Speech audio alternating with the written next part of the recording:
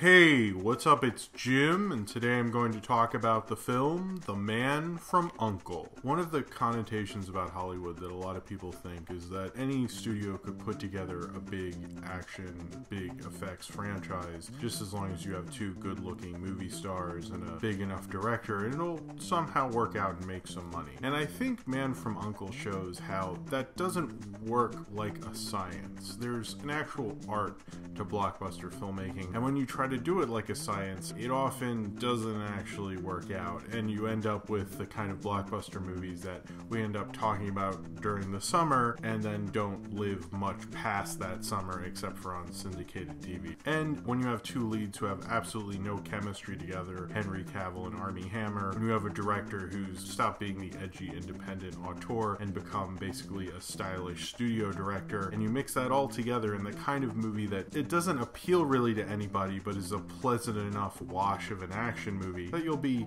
fine and comfortable with it, but there's no way you'll be needing it and in love with it the way blockbusters that really speak to an audience, the blockbusters that people love and keep coming back to. The Man from U.N.C.L.E. just kind of expects it to be that without actually doing it and actually proving it to you why you'd actually want to come back for a sequel. It just expects that to happen, and in expecting that to happen, they kind of miss out on it actually happening. Two secret agents, a American secret agent played by Henry Cavill and Armie Hammer, who works for the KGB, after having a particularly run-in where Henry Cavill helps the daughter of a rocket scientist who's helping make a nuclear warhead escape from East Germany, played by Alicia Vikander, and Armie Hammer's trying to stop them, but he fails, but then later they find out that they both have to team up, help find Alicia Vikander's father and stop him from making nuclear weapons from an evil arms dealer and having nukes go out throughout the black market. And so they have to team up, even though they hate each other, to hopefully stop this and stop the world from possible nuclear annihilation. But mostly it's a little too cheeky to take any of that stuff seriously, and they have a decent enough time quipping back and forth so that they can eventually save the world from destruction. The Man from U.N.C.L.E. is actually based on a 1960s TV show of which my dad was actually a big fan growing up, and he's told me a lot about how he was a fan of the show. I have never watched the show ever. I'm aware of its existence, so I don't know how close this is to the TV show. I'm actually assuming a lot of people, no offense to my dad or that TV show, have not actually seen the show who are seeing the movie. But one thing it's really trying to recreate is the kind of like what Guy Ritchie did with the Sherlock Holmes movies, is have two guys solving crimes basically who have lots of chemistry together. And in the case of Jude Law and Robert Downey Jr., whether you like the Sherlock Holmes movies or not, they do actually have a lot of chemistry together. Now that might actually be because they're Robert Downey Jr. and Jude Law, and they're great actors, and they could probably have great chemistry with like a phone book, and it would still be a compelling movie. However, Henry Cavill and Armie Hammer just really aren't up to that challenge, and it's actually kind of important for this movie to go from being just an average kind of studio franchise hopefully to an actual movie that starts a franchise, in that we love their chemistry together, and it just doesn't work. They don't have very much chemistry together. It never really gels. The movie acts like they do, and it acts like it's working, but it's not. Most of that is because Armie Hammer is particularly bad in this movie. I don't really know why everyone thought Armie Hammer could be a movie star, except for that he usually takes roles that everyone else is like no to, like the Lone Ranger, and like this. He doesn't really have the stuff to be a movie star. There are certain actors who are just supporting actors, and they're not movie stars, and that's just life, unfortunately. Armie Hammer is definitely one of them. I like him a lot in The Social Network. I don't think I've liked him in anything since then, since doing like both The Lone Ranger and this, and I actually think he's somehow worse in this with his fake Russian accent. Oh, cowboy, you can't do that. My Russian accent is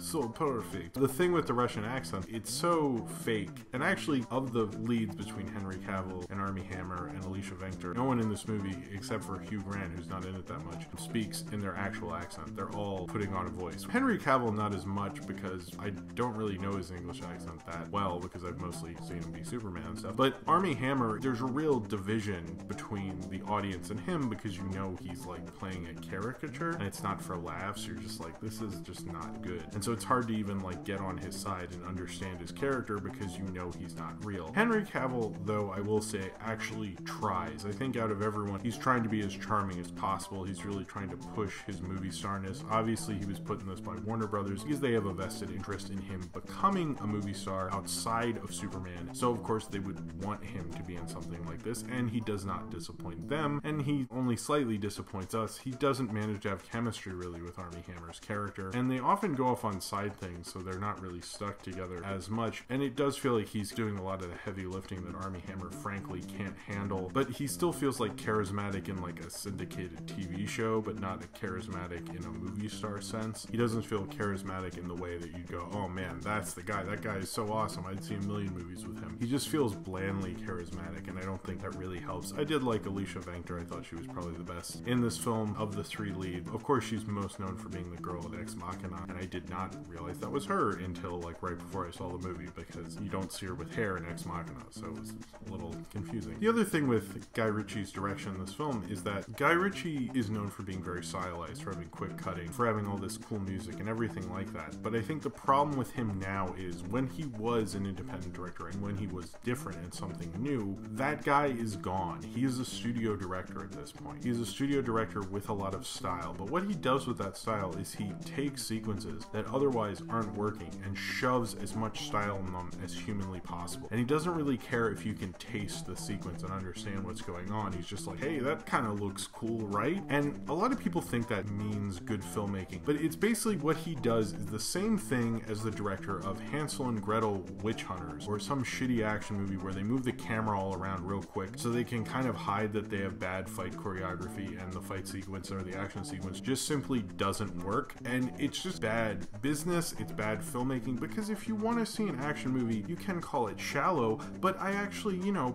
paid to see explosions, and I paid to see them look all pretty and stuff, and if you're gonna cut all over the million different ways, and it's not even artistically gratifying or stylistically gratifying, then we just come to the basic need for movies like this, and when you cut all that out and cut around that, you've just frankly failed. And there's certain sequences he does really cool things with. In fact, the opening sequence where they're getting her out of East Germany, I think it's a really great sequence, and if the rest of the action sequences had been directed with that amount of vigor, this could have been a really fun, cheeky action movie that it really wanted to be. Especially the end action sequence is so cut up and cut around. Wait, that was the third act action sequence? That was very short. I didn't understand what was going on, and I think they kind of did that because they knew it wasn't working. And it sucks when you get to the end, like your epic climax is like, oh, a million things going on in the frame, there's all this stuff, look at all this editing and quick cutting I can do, but you're not really saying anything about the story, you're not giving us that epic finale of the big summer movie, you're not giving us basically what everyone wants from a big summer thing, and you're also just not giving us that resolution for the characters, so it's just failing on all counts on a storytelling level and a filmmaking level. It really feels like someone's stuffing your mouth with food and then expecting you to taste it, and it just makes me go blah, blah, blah. Visually, it does not make me feel good. It just leaves me confused, like, how did they let this happen? This is awful. A lot of studios spend a long time developing certain movies to be big action franchises, and Man from U.N.C.L.E. has been developed for so long with so many people who probably could have made it better. Then eventually they come to the point where, like, well, this person and that person will do it, so why not? And Man from U.N.C.L.E. feels like it comes from that school of studio filmmaking. I think there are certain things that are really cool about this movie. The sequence where Henry Cavill stops from the action sequence and finds in an abandoned truck some wine and a sandwich and just chills out and drinks wine, eats a sandwich while we can see the action sequence going on behind him. I actually thought that was kind of cool. And there's certain times he gets that to work, but he overdoes it with that, almost like he's embarrassed he's making an action movie and he doesn't quite get it to work. Also, you know, without having that end action sequence, and since he kind of averted all these action sequences, he needs the punctuation to his movie. Look at Jurassic World, look at Godzilla. When you have that punctuation, it's this epic moment and you feel fulfilled as an audience, and this movie just kind of doesn't really give it to you. It's too busy being cheeky and silly and doing that 60s thing that everybody likes to refer to Butch Cassidy and the Sundance Kid, because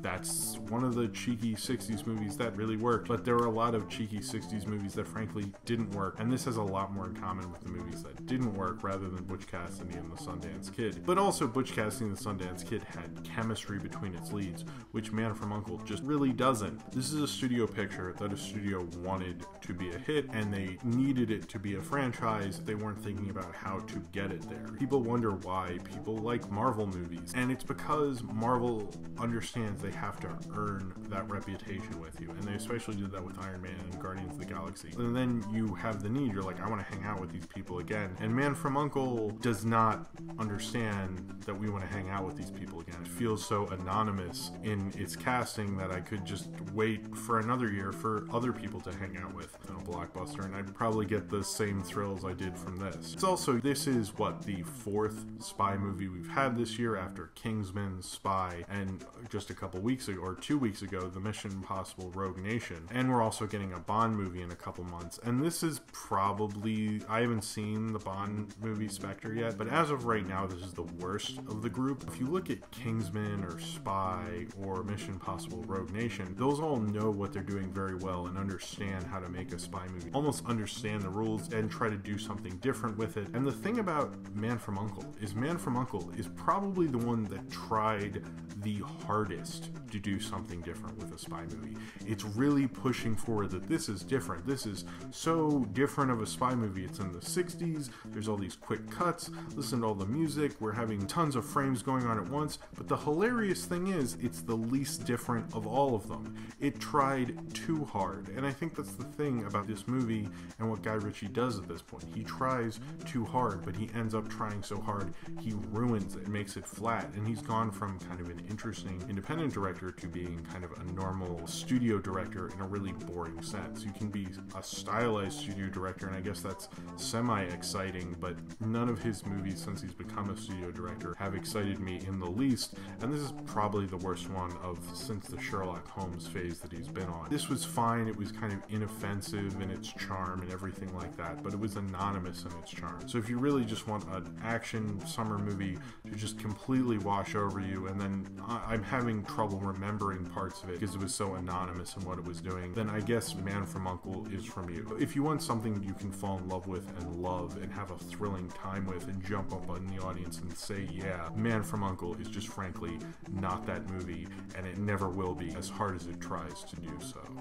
So if you have seen The Man from U.N.C.L.E. and you would like to talk about it, then comment below in the comments and subscribe if you would like to.